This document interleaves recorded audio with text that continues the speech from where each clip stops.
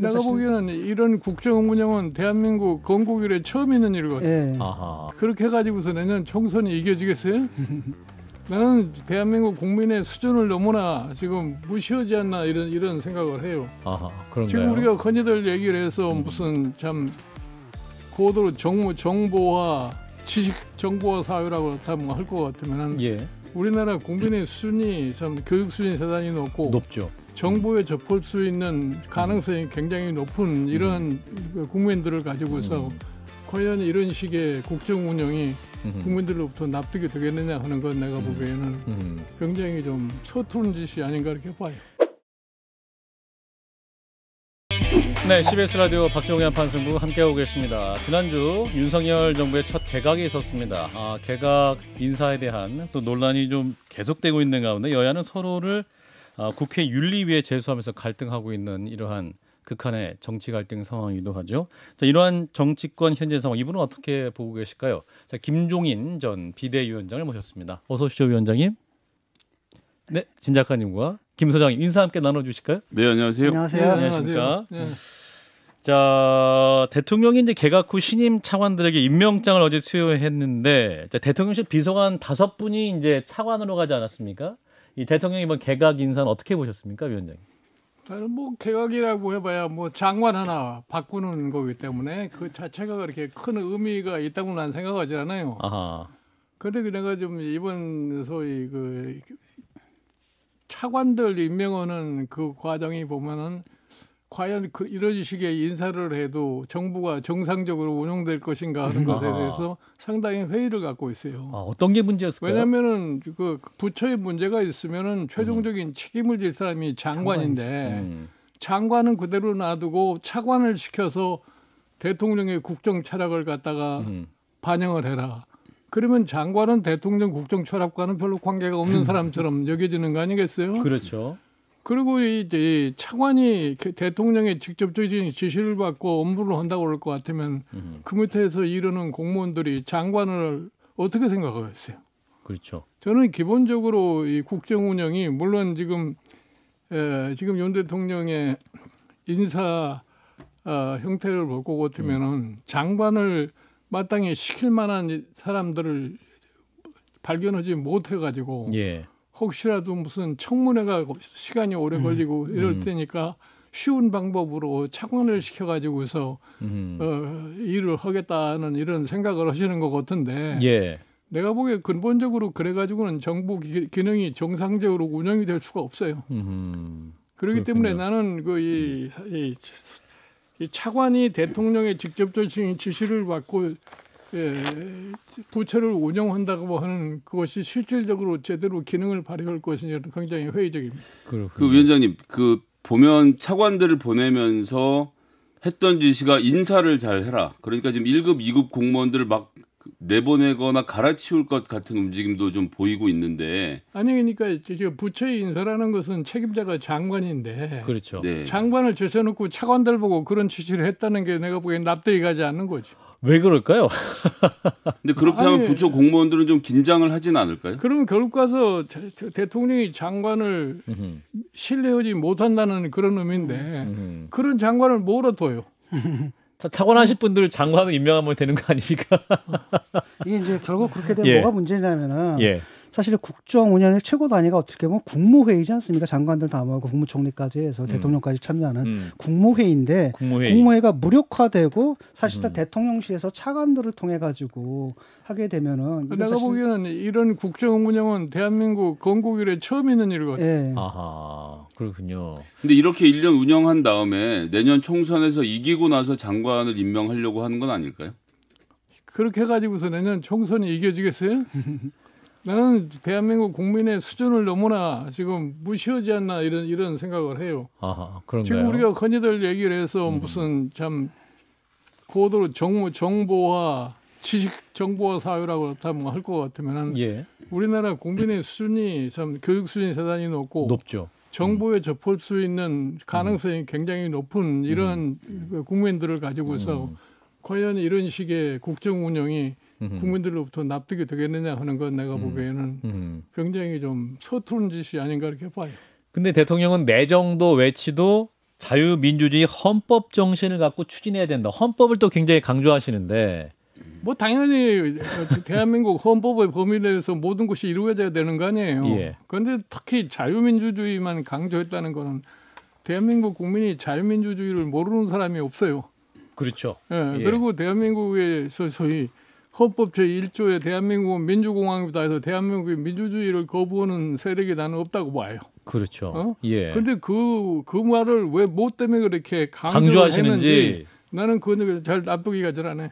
그러니까 그런 면에서 나에게 충성하지 말고 헌법에 충성해라 하는데 이 충성이라는 키워드를 왜 이렇게 좋아하는 걸까요? 아니 그거는 사실은 그건 당연한 거죠. 일반 소위 공무원이라는 게 무슨 뭐 대통령한테 충성하기 위해서 있는 게 아니라 그렇죠. 결국은 국민을 위해서 봉사하는 것이 공무원 아니겠어요? 그렇죠. 예. 그러면 봉사하는 데 규범이 되는 것이 기본적으로 대한민국 헌법이란 말이에요. 그렇습니다. 그 헌법에 지금 여러 가지 사항이 있는데 과연 우리나라 헌법이 정하는 바에 의해서 국정이 실질적으로 거기에 운영이 되고 있느냐 하는 것은 난 상당히 회의적으로 생각하는 사람이에요. 그런데 다른 거는 다 제쳐놓고서 무슨 민주주의 다 모든 사람이 다 아는 민주주의 아무리 강조해봐야 그거 난 무슨 의미가 있는지 모르겠어요. 이런 가운데 이제 이런 국정 운영은 처음이다. 유 위원장이 말씀하시는데 이제 통일부 장관 후보자가 과거 북한 체제 파괴를 주장했던 분이고 대통령인 통일부는 북한 지원부가 아니다 이런 말씀도 했어요. 아니, 대통령 이런 인식은 어떻게 보십니까? 그러니까 나는 사실은 통일부라는 것이 북한에 대한 연구를 하는 부서가 난 통일부라고 생각을 해요. 북한의 연구라는 네, 부서다. 근데 뭐 사실 꼭 우리가 무슨 통일이 꼭 가능하다고 생각해서 통일부가 있는 게 아니라 예. 하나의 정치적인 목적에서 만드는 것이 통일부 아닌가 이렇게 생각을 해요. 예. 난 개인적으로 통일에 관해서는 좀 냉정하게 판단할 필요가 있다고 생각을 해요. 지금 우리가 국제적으로는 두 나라로 돼 있는 나라 아닙니까? 남한과 북한으로. 예. 두 나라가 다 1991년도에 유엔 가입으로서 예. 하여튼 두 나라가 존재하는 나라예요. 예. 그러면 우리가 동일 민족으로서 어느 때인가 역사적인 순간이 도래하면은 통일이 될 수도 있어요. 그러나 그 시간이 언제일 거라는 건 아무도 몰라요. 예. 그리고 굉장히 요원한 겁니다. 요원하다. 그런데 그 현실적으로 불가능한 것을 자꾸 통일과 관련해서 연관하는 것은 뭐 솔직하게 말씀드려서 지금까지 모든 정부가 국내 정치용으로 통일이라는 말을 갖다 너무나 많이 활용을 한 겁니다. 그렇기 때문에 실질적으로 제가 이런 얘기를 합니다만은 대한민국은 사실 해방 이후에 지금까지 통일을 노래를 불렀어요. 예. 우리의 소원은 통일이라는 노래를 불렀답니다. 그렇습니다. 그리고 우리가 소위 2차 전쟁 이후에 분단국이 세 개가 있었는데 예. 독일하고 월남하고 한국인데 한국. 예.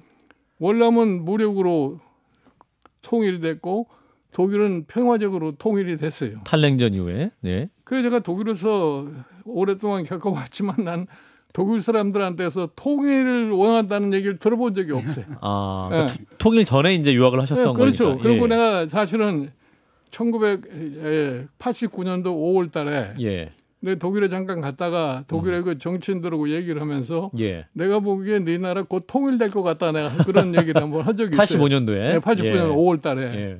그런데 그 사람들이 뭐 대빠이이 뭐냐. 통일이 자기들은 가능하다고 생각하지 않는데 아하. 그리고 실질적으로 별로 원치도 않는다고 얘기를 하더라고요. 그 사람들이 중견 정치인들인데 예. 그래서 이제 그러고서 그러고 난 통일이 될 것 같다고 돌아왔는데 예.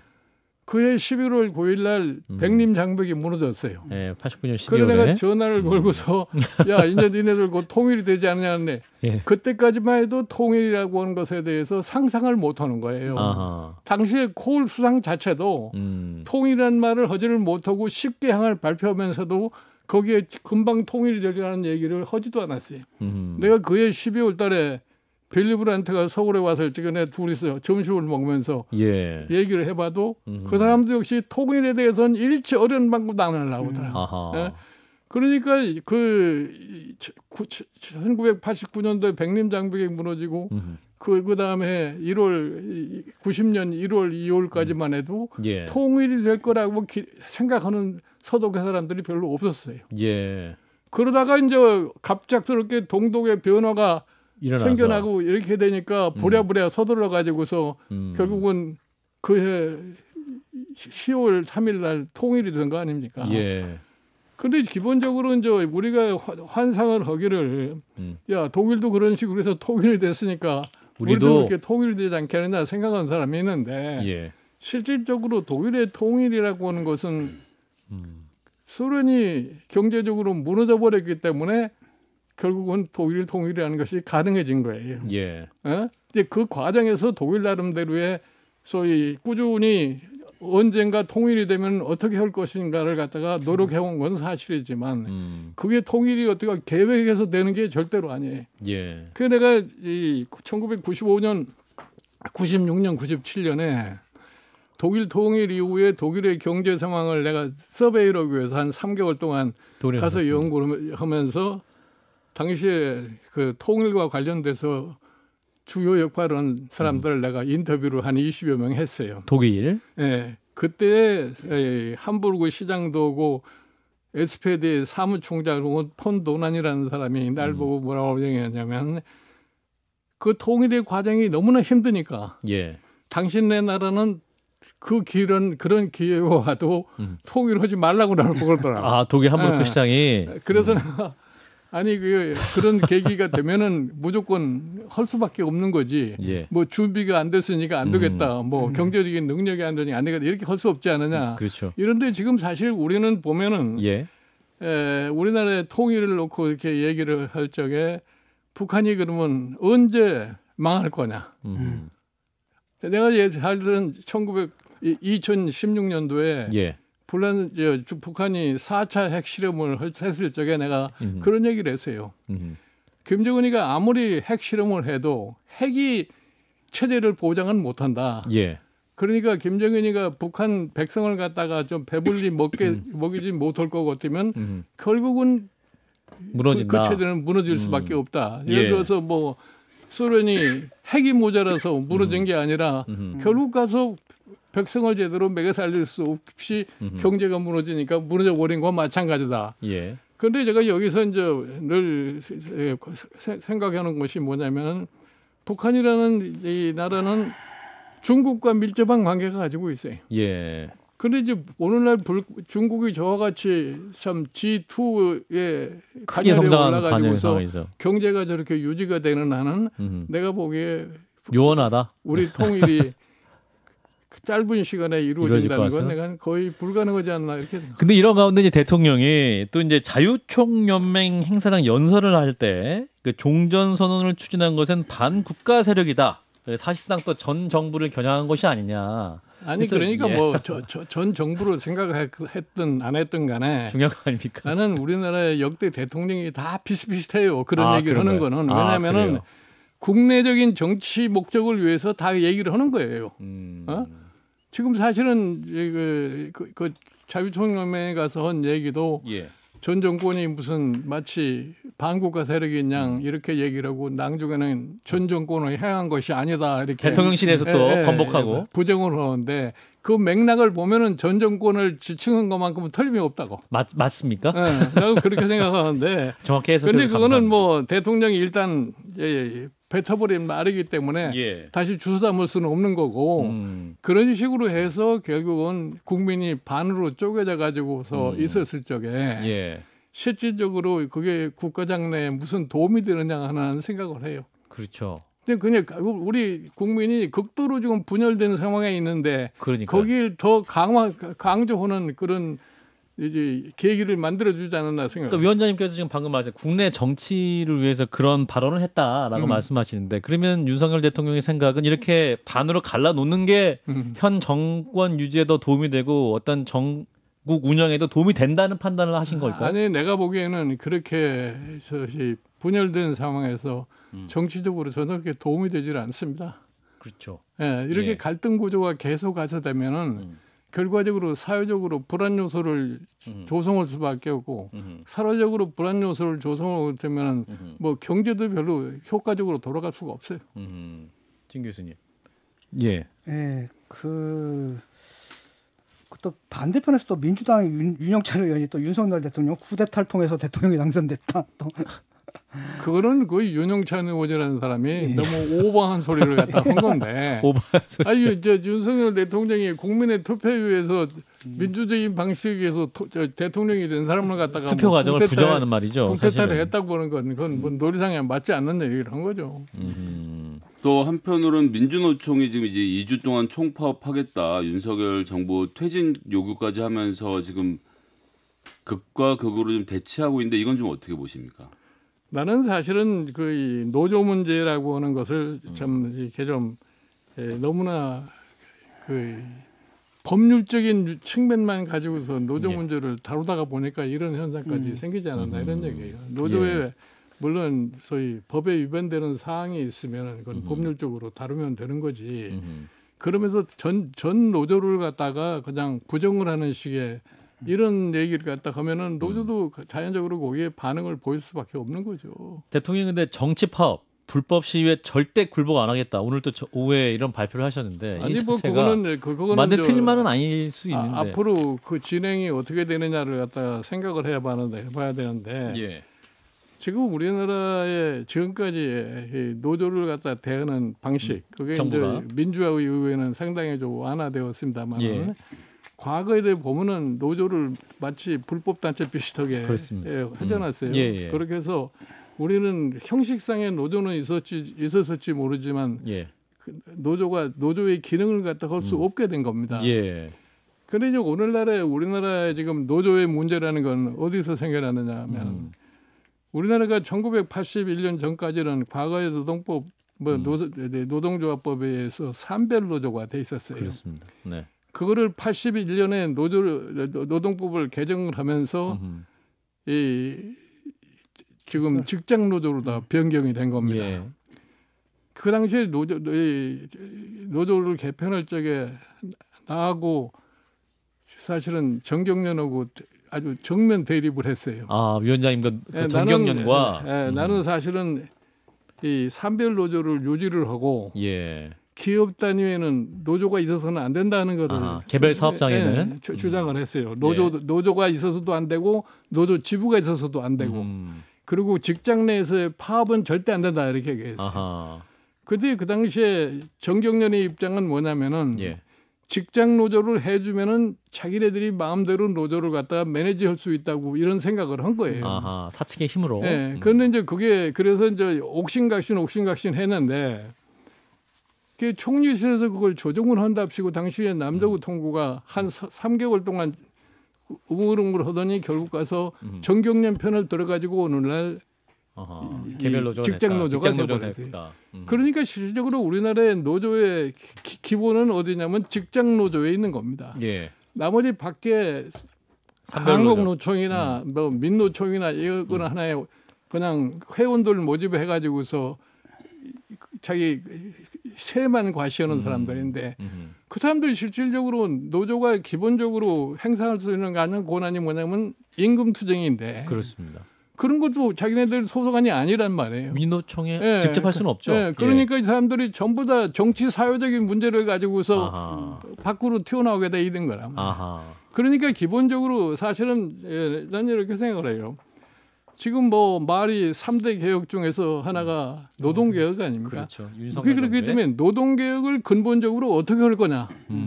그런데 자본주의 산업사회에 있어서 노조와 일반 기업과의 관계를 갖다가 정상화시키려면 뭐라고 산업체를 보호하려면 어떻게 해야 되느냐. 그러니까 지금 사실은 직장 내에서 파업을 할 생각하니까 뭐 크레용 위에도 올라가고 직장에서 파업하다가 지원 급하면 무슨 컴퓨터를 때려 부신다고 협박하면은 거기에 따라갈 수밖에 없고 즉 그런 식의 제도가 돼 있어요. 근데 그거를 과감하게 개혁할 수 있는 능력이 있느냐? 이것이 사실은 정부가 깊이 생각해야 볼 문제라고요.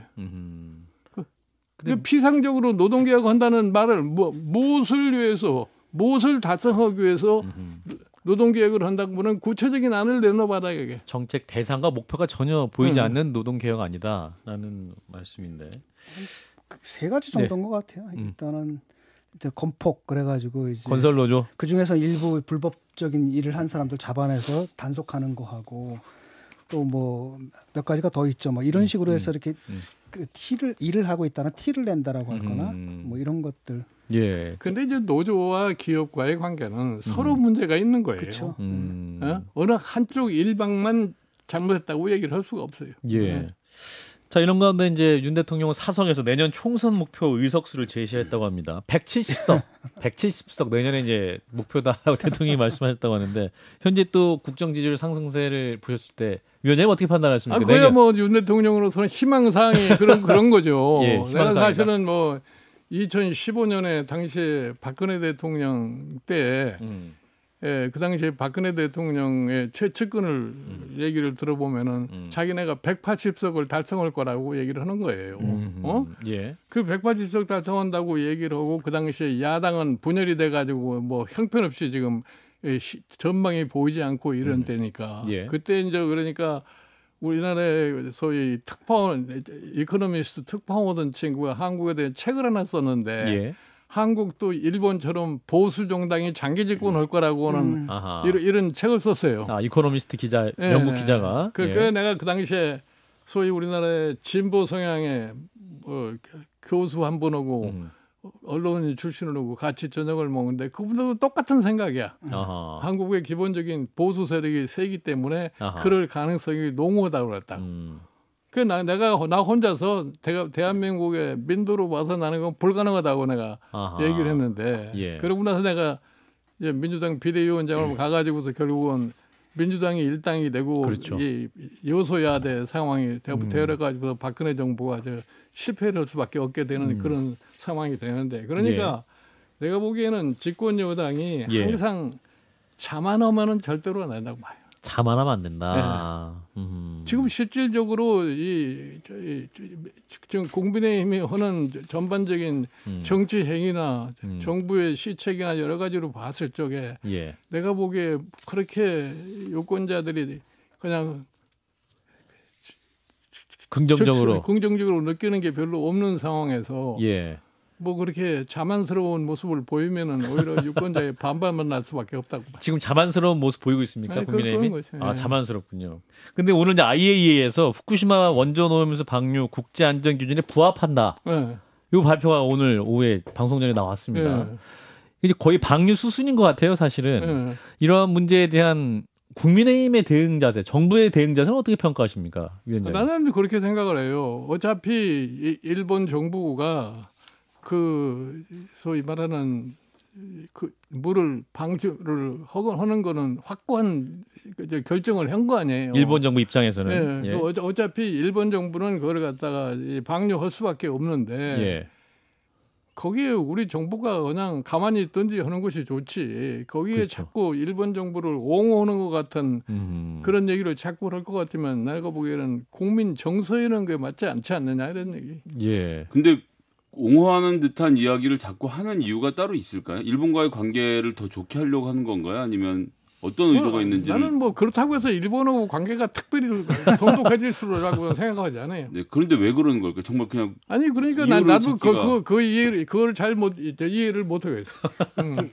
이념적으로 접근하는 것 같습니다. 그러니까 저 사람들 같은 경우에는 그 세계관이 북한, 중국, 러시아에 하나가 있고 한미일이라는 하나가 있어서 이런 이념적인 생각으로 프레임 속에서 판단을 하다 보니까 하여튼 일본은 우리 편이니까 모든 걸 편들어줘야 된다 이런 생각이 좀 강한 것 같습니다.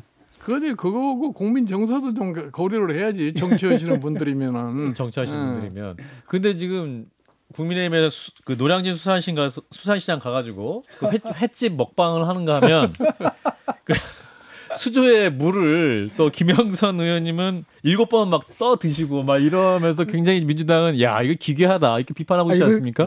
대통령한테 충성을 보이는 거 아닙니까? 그러니까 이거는 어떻게 보세요, 위원장님? 그거는 좀 오버액션 하지 않았나 이렇게 봐요. 오버액션이다. 그래프를 만들어 가지고 해야 돼요. 그래서 한 번 뭐 7번 해가지고 그래프에서 누가 많이 마시나 충성도.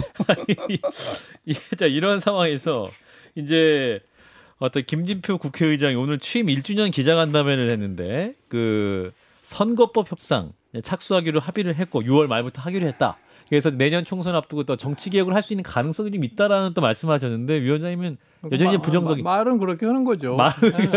가능성이 없습니까? 항상 국회에서 네. 선거법 개정과 관련해서는 마치 항상 제대로 될 것처럼 얘기하다가 예. 시간 질질 끌고 나면 그걸로 끝나는 것이 과거의 국회의 관행인데 지금 선거법을 뭐를 고치겠다는 거예요. 뭐 의원수를 줄이겠다는 얘기예요. 그렇지 않으면 뭐 비례대표 제도를 갖다가 지난번 것처럼 그렇게 위성정당이 예. 없어지도록 그걸 뜯어 고치겠다는 건지 뭐 분명한 게 나온 게 하나도 없네. 국민들의 메시지로 정확하게. 그래서 이제 국민의힘은 병립형으로 해서 옛날로 돌아가자라고 주장하고 있고 민주당은 비례 의석을 조금 늘리는 것. 지난번에 국민 공론화에서도 얘기가 나왔으니까 그런 정도 차이가 있고 소선거구제는 합의를 본 상태인 것 같아서. 아니 그러니까 비례대표를 늘리려면은 지역구를 좀 줄여야 할 거 아니에요. 그렇죠. 예. 근데 지역구 줄이는 게 쉽겠어요?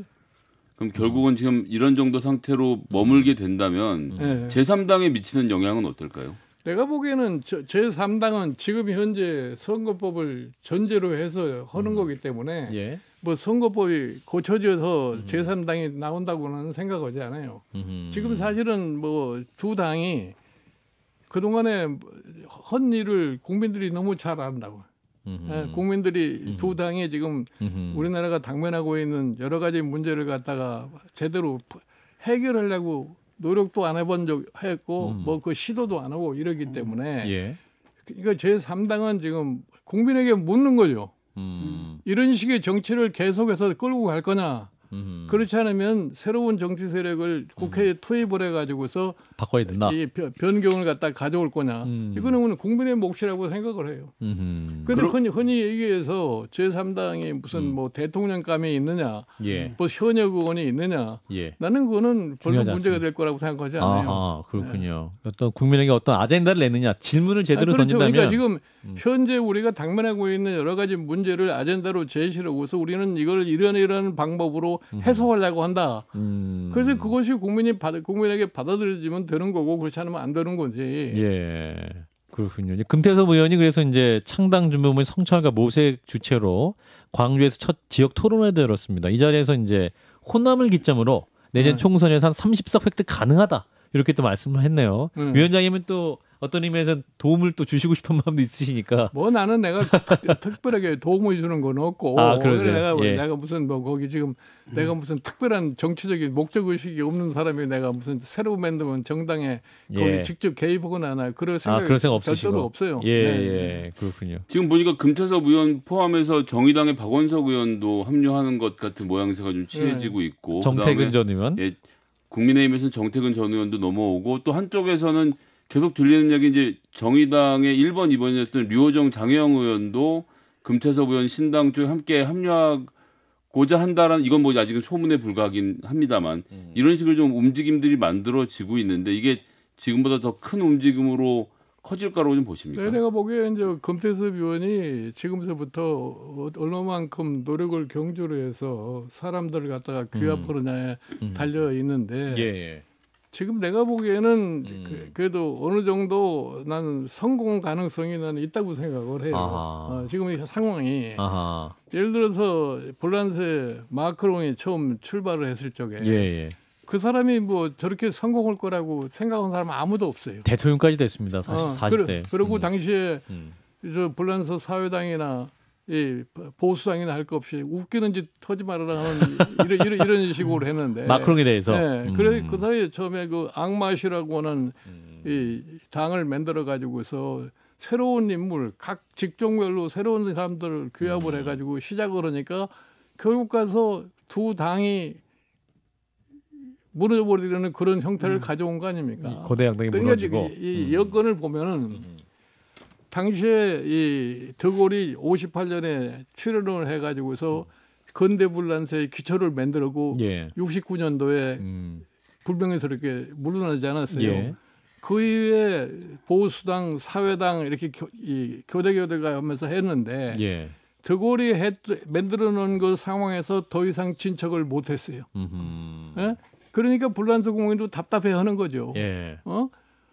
그런데 지금 우리 사방이 그때 불란서나 비슷합니다. 우리도 지금 90년대까지 만들어 놓은 기반으로 해서 그 이후에 정권들이라는 것이 권력만 향유하고서 지금까지 온 거예요. 예. 그러니까 실질적으로 우리가 요새 최근에 유행하는 여러 가지 문제점들 이런 게 하나도 해결이 된 게 없잖아요. 예를 들어서 우리가 단순하게 얘기해서 저출산 문제만 하더라도 이게 벌써 한 30년 된 얘기예요. 인구 절벽 온다, 인구 절벽 온다. 예. 그런데 30년 된 얘기인데 지금 와서 저출산 대책을 했다고 하지만 출산율이 늘어나는 게 아니라 거꾸로 뒤로 해서 작년에 0,78까지 떨어지지 않았어요. 그렇습니다. 네네. 이거 이대로 놔두면 내가 보기에 한 0,5쯤 갈지도 몰라요. 그러면 대한민국의 미래라는 것을 전혀 설계를 할 수가 없어요. 이거를 국민이 다 아는 거예요. 그런데 두 정당은 지금 그거에 대해서는 아무 생각이 없어요. 그렇죠. 이거를 어떻게 해야 되겠다는 생각이 전혀 없는 겁니다.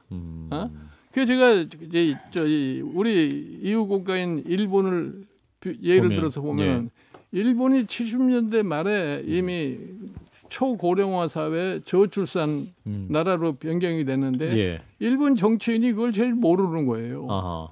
그래가지고 1984년에 처음으로다가 뭐 저출산 대책인가 만들어가지고도 별로 관심이 없이 지내는 거예요. 일본이 과거에. 그러니까 내가 1990년 초반에 일본에 가서는 유력 자민당 정치인하고 1시간 반까지 둘이서 얘기를 했는데 그 사람 얘기가 그러면 이 자민당의 이와 같은 구조를 가지고는 일본의 미래가 없다고 그러더라.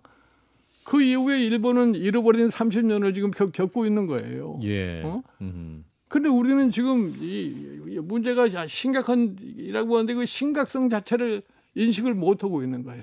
정치는 왜 그렇습니까? 그 자신의 단기적인 어떤 선거에만 매몰려서 이렇게 큰 아젠다에 대한 고민이 없는 걸까요? 그 고민이 없는 거죠. 지금 무슨 순간적으로 무슨 한마디씩 해가지고서 문제를 해결하려고 그러는지 그래가지고선 내가 보기에는 문제 해결이 되지 않는다고 봐요. 그래서 지금 이제 여야 간의 원활한 소통이 거의 불가능한 상황인데 김기현 대표와 이재명 대표의 TV 토론이나 회동이 사실상 불발되어 있는 상황이고 김기현 대표는 또 민주당을 향해서 거의 마약에 도취되어 있는 것 같다. 불치병에 걸렸다 해서 또 윤리에 제소된 상황 아닙니까? 여야 양당의 대표들의 정치는 어떻게 판단하세요? 아니 그러니까 이제 여야 양당이 지금 서로 얘기를 할 수 있는 분위기가 아니잖아요. 그러니까요.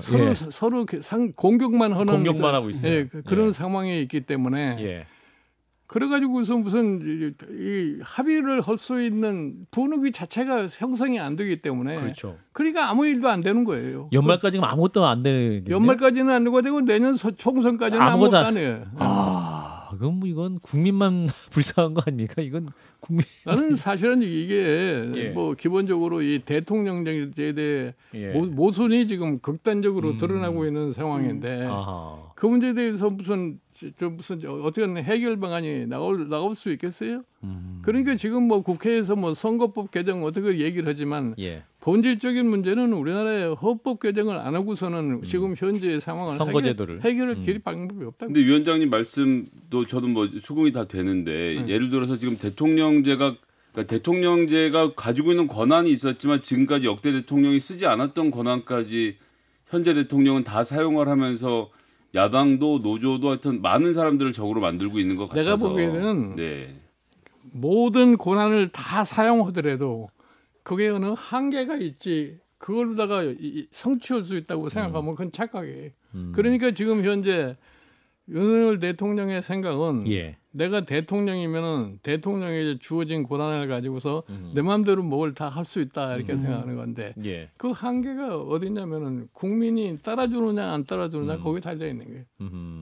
아무리 힘이 센 소위 지도자라고 해도 국민이 거기에 수긍을 하지 않을 거면 달성할 수가 없어요. 근데 지금 같으면 반국가 세력 발언이 나와도 한 30몇 % 정도 되는 국민은 잘하고 있다 이렇게 아니 보시는 것 그러니까 같은데. 그게 30 몇 프로 가지고서 나라를 끌고 갈 수 없는 거 아니에요? 그러니까 그게 이제 반국가적인이라는 얘기도 똑같은 얘기예요. 그러니까 과거에 우리가 이 반국가적이라고 하는 얘기는 북한 때문에 생겨난 말 아니에요. 무슨 이 종전선언을 갖다가 애걸하고 댕기면서 뭐 했다는 이런 식이기 때문에 그러니까 지금 역대 대통령이나 거의 비슷한 거예요. 북한 문제를 갖다가 국내 정치 용어로다 사용하려니까 그런 극단적인 표현까지 나올 수밖에 없는 거죠. 근데 이런 상황에서 대통령제에 대한 개선의 논의가 과연 이 정당 안에서 가능할까요? 우리 정당은 그걸 논의를 안 해요. 왜냐하면 기본적으로 자 여당은 여당이니까 지금 현재 권력을 갖고 있으니까 헛생각을 안 하고 야당은 야당대로 저거 잘못하고 있으면 조금 있으면 우리가 집권을 쓸 테니까 그때 가서 우리가 또 하자. 이러니까 지금 우리나라에서 그 문제가 생기지 않아요. 그래서 나는 결국 가서 그거는 국민이 해소할 방법밖에 없다고 생각을 해요. 그러니까 예를 들어서 지금 제 사실 말하는 새로운 정치 세력이 국회에 일정한 의석을 장악을 할 것 같으면은 그 중간에서 두 정당에 대한 압력을 가할 수 있는 그런 가능성이기 때문에 그거를 국민에게 호소를 하고 국민으로 하여금 새로운 정치 세력이 이 의회에 들어갈 수 있도록 좀 해달라고 해서 국민이 받아들여주면 가능하다고 생각해요. 그러면 금태섭, 박원석, 정택은 신당 창당 준비 역시 어떤 환경과 그러한 아젠다를 잘 내놓기만 한다면 양당 구조를 깰 수 있는 힘도 얻을 수 있을 것이다. 네, 그러니까 지금 봐요. 지금 소위 아젠다를 뭐를 어떻게 설정할 거냐. 그게 아직은 안 나와 있기 때문에 나왔습니다. 아직 안 나와 뭐라고 얘기를 할 수가 없는데. 그러니까 일테면 위원장이 말씀하신 경제 민주화라든지 큰 담론을 통해 국민들의 귀에 잡히는 뭔가가 있다면. 국민들이 반응할 수 있겠다. 그 당연히 난 그러라고 말이에요. 그러니까 그 아젠다를 내세워서 실행할 수 있는 방법까지를 제시를 해줘야 돼. 아하, 방법까지. 우리 막연하게 얘기를 해봐야 소용이 없어요. 아, 그렇군요. 예를 들어서 우리 박근혜 대통령께서 실패한 원인이 뭐냐면은 솔직히 얘기해서 2012년 19대 총선 때 결국 가서 기대치도 않았던 과반수 이상을 차지하게 된 계기가 뭐냐. 보수 정당인 새누리당이 완전히 종전의 정강정책을 바꿔버렸어요. 그러니까 변화한 모습을 국민에게 보여준 거예요. 그때 경제민주화. 경제민주화 복지를 들어간대. 그건 내가 박근혜 대통령한테서 직접 들은 얘기예요. 자기네가 선거를 끝나고 나서 분석을 해보니까 그것 때문에 자기네들이 승리했다는 얘기예요. 그러니까 그거를 내가 대통령이 되면 꼭 실현을 할 테니까 날 보고 대통령 경선위원장을 해달라고 얘기를 했던 거예요. 그렇죠. 그래서 내가 이분이 진짜로 대통령 될 사람이 그렇게 철두철미하게 약속을 하니까 믿으셨죠, 그 당시? 나를 속여먹지는 않겠지 하고서 내가 그걸 응했던 거예요. 그래가지고 이 대통령 선거 공약을 만들어 가지고서 그걸 어떻게 실행할 건가를 구체적인 걸 얘기를 해서 줬더니 계획까지 줬더니 그거를 받아가지고 한 일주일 후에 경제단체장들 모아놓고서 그건 안 한다고 얘기를 해버렸어요. 그랬죠. 그래서 내가 어느 방송에 나가서 박근혜 후보가 로비를 받은 것 같다 내가 그랬다고. 그러니까 이제 아주 흥분한 상태가 돼가지고서 위원장께서 당직자 선거대책위 간부 9명을 데리고 이제 나를 공박을 하려고 만났어요. 그 내가 그랬어요. 내가 당신 도와달라고 그래서 여기 와서 도와주는 거지. 내가 우리 박 후보가 대통령 된다고 그래서 그 밑에서 내가 무슨 한 자리 하고 싶어서 하는 사람이 아니니까 하고 싶으면 말고 안 마음대로 하시오 말이야. 이제 그런 상황까지 겪었던 거예요. 그렇죠. 그랬는데 결국은 그러고서 그게 작별하게 된 거예요. 그 순간이 작별하게 된 건데 내가 그래서 대한민국 정치가 참 치사하다 나 이렇게 느껴지는 건데. 그러니까 나하고 한 2주 동안은 내가 일체 접촉을 안 하고 일체 연락을 안 했어요. 근데 이제 본인이 대통령 후보 등록을 한 날 나한테 전화를 하고서 자기가 생각이 짧은 거 생각을 다시 해볼 테니까 도와달라고 또 그렇게 얘기를 하더라고. 그러면 아무 소리도 안 하고 전화를 끊었는데 그러고 있는 순간에 12월 초 되니까 또 당시에 문재인 후보가 나를 밤중에 찾아왔어요. 박근혜 저 후보는 그거를 할 생각이 없는 사람이니까 본인이 하겠다. 자기가 하겠으니까 자기를 도와달라. 그러니까 나는 그런 짓을 못한다. 내가 당신 도울 수가 없다고 그러서 내가 보내버렸는데. 그러고 난 다음에 이제 하도 상황이 이상해지니까 하도 주변 사람들이 그래도 박근혜를 당선을 시켜야 되지 않느냐 해가지고 내가 그래도 경제민주화 관련해서 박근혜 후보가 제일 그동안에 진정성 있었다. 말을 많이 했으니까 그 사람만이 진짜로 이걸 실행에 옮길 것이다 해서 사실은 선거 끝까지 갔어요. 그게 당선이 되고 나니까 인수위 시절에 경제민주화라는 말은 싹 없어지고. 예. 그때 창조경제 얘기 있었네요. 박근혜. 그래가지고 결국 가서 나중에 뭐 좀 좋지 못한 결과를 갖다 초래하게 된 거죠. 민주당은 어떻게 해야 됩니까? 지금 뭐 민주당 상황은 어떻게 보십니까? 혁신위가 지금 이제 운영되고 있는데 지금요? 네, 민주당 더불어민주당의 혁신위 운영. 나는 지금 민주당이 뭐 이렇게 이재명 사법 리스크 때문에 전 난리 치는데도 지지도가 일정 수준을 유지하고 있다는 것은 우리나라가 그만큼 지금 양쪽으로 아주 심히 분열되어 있다는 그런 형태라고 봐요. 그럼 그 지지율 자체를 각 당 모두 본인들을 위한 지지라는 숫자로 파악할 게 아니라. 그러니까 이제 저것도 이제 마지막에 이제 이재명 지금 대표가 어떤 태도를 취할지 모르는 거죠. 그러니까 그 마지막이라면 언제를 말씀하시죠? 예를 들어서 평선? 지금 저 이낙연 전 대표, 전 대표도 이제 돌아오고. 둘이서 당을 어떤 식으로 해서 수습을 해 나갈 거냐 하는 것을 한번 지켜봐야 되는 거예요. 이낙연 전 대표 말씀하셨는데 이낙연 전 대표 행보는 어떻게 판단하십니까?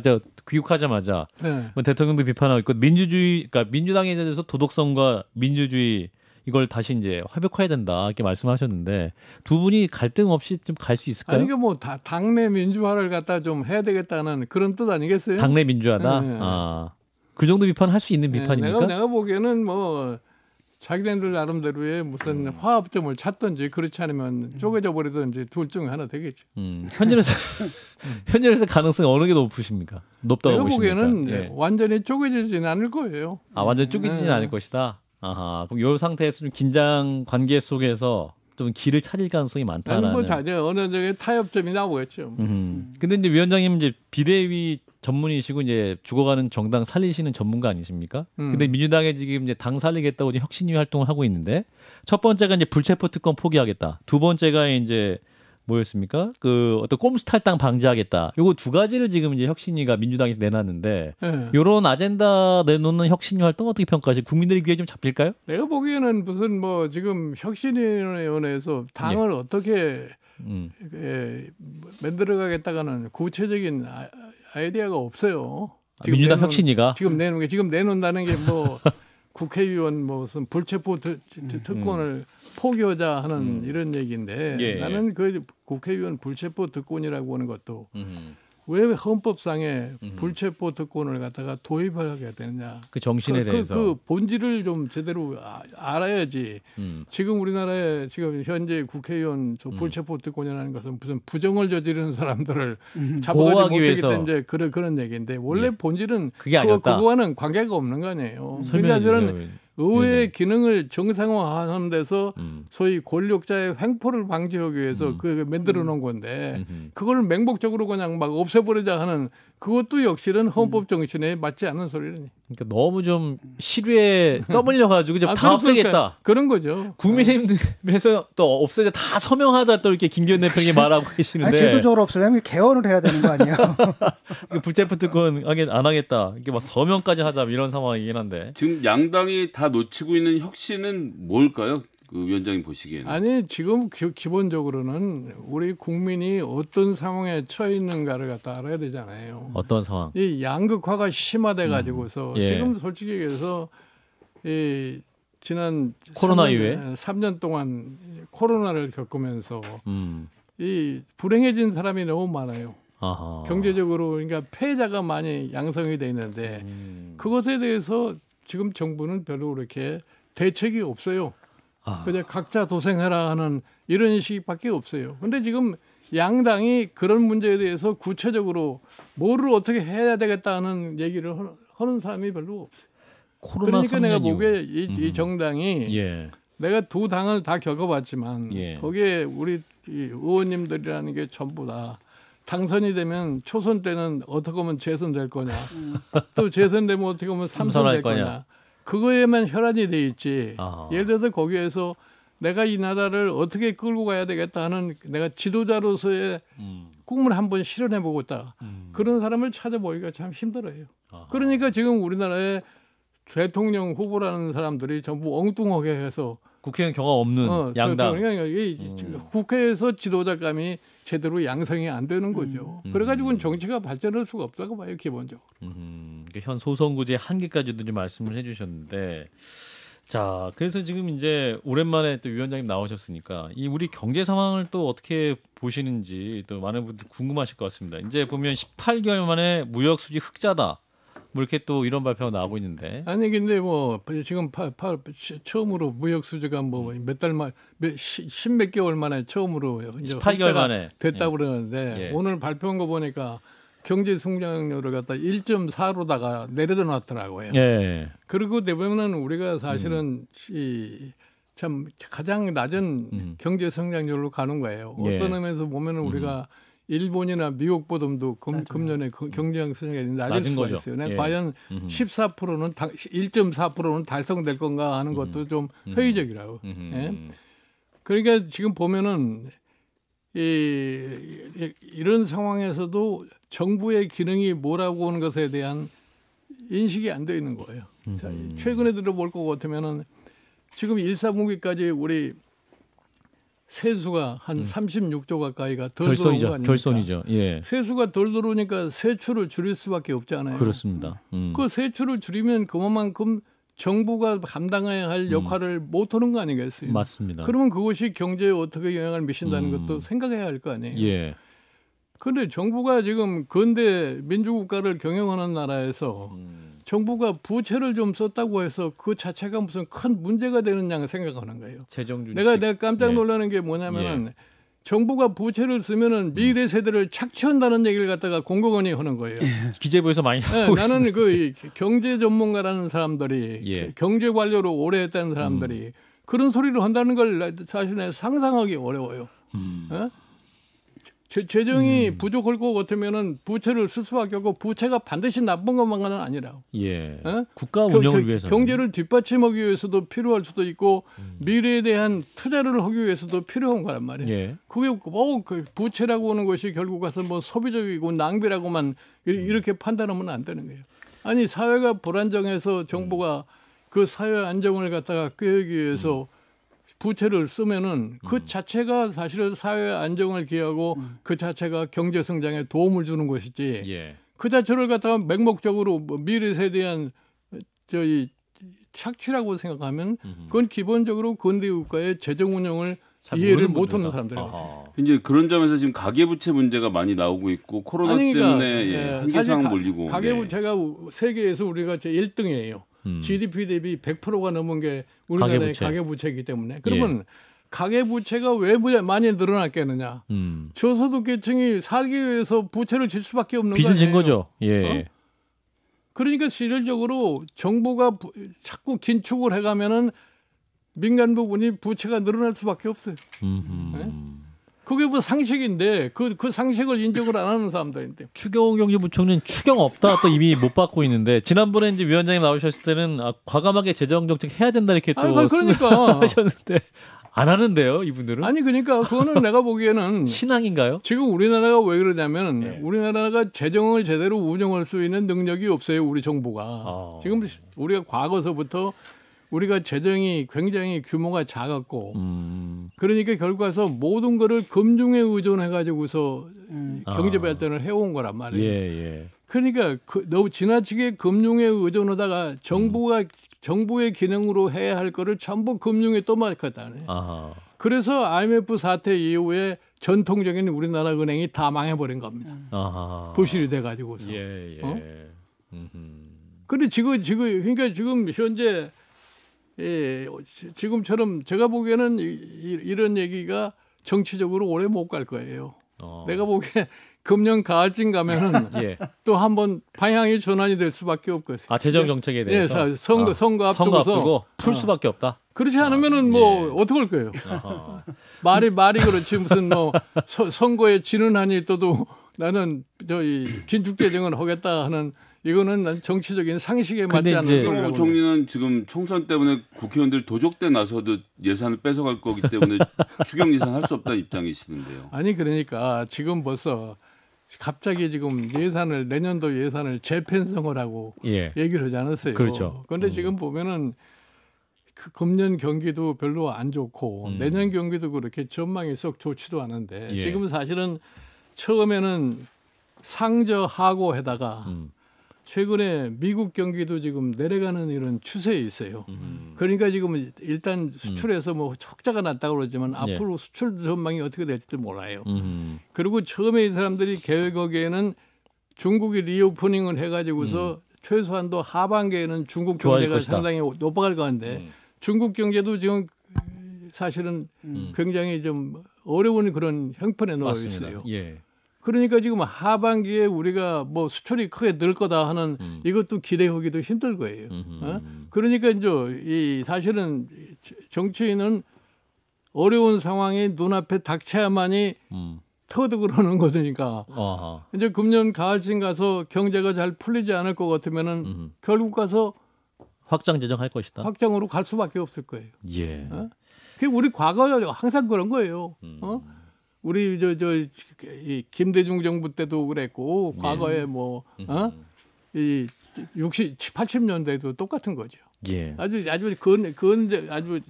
전형적인 예가 마무리해야 돼서 이제 위원장님 거의 시간이 됐습니다. 2001년에 9.11 사태 나지 않았어요? 시간이 10초밖에 안 남았어요.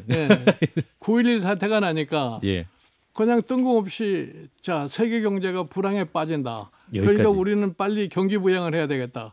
그래서 사실은 경기 부양한다는 게 다시 말해서 부동산 경기 활성화. 그 결과서 투기로 좋아요. 구독. 알림 설정.